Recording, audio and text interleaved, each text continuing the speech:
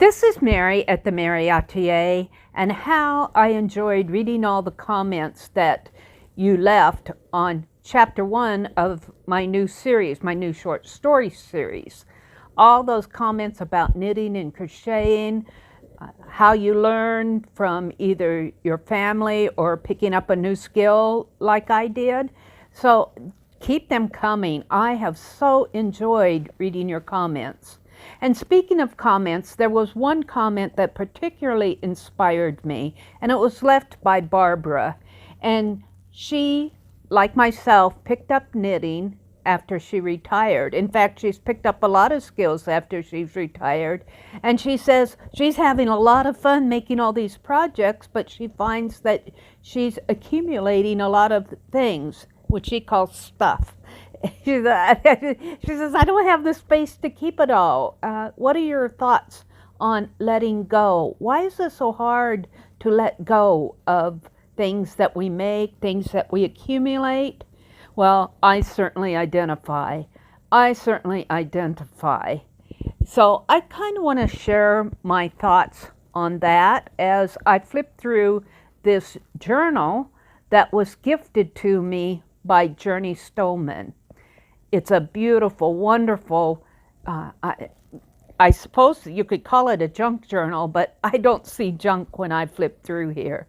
It's very well made. There's a lot of fabric and stitching and ephemera. It's just a joy to look through. And I get so much happy mail. Happy mail, not only do I make things, there are things sent to me, wonderful things that are sent to me, such as this journal, in happy mail. There's no way that I can let go of it. Now, in Barbara's case, I think that a lot of the things that she's making, from reading her comments, she's made a lot of things after she's retired.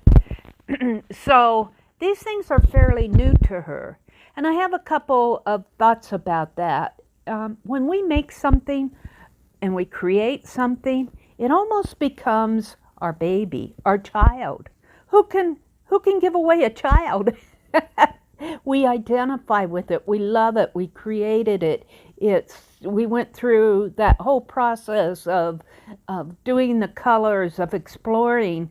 And my thought is, yeah, your house may be getting full, such as mine. Sometimes I feel like the old woman in the shoe who had so many children she didn't know what to do.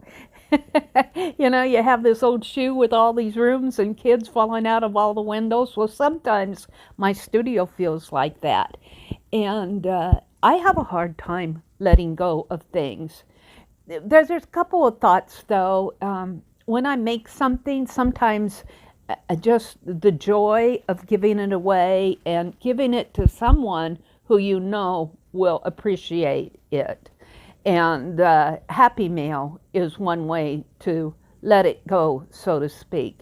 But even then, if you're not ready to let go of something, do not feel a guilt about it. Don't feel guilt about it.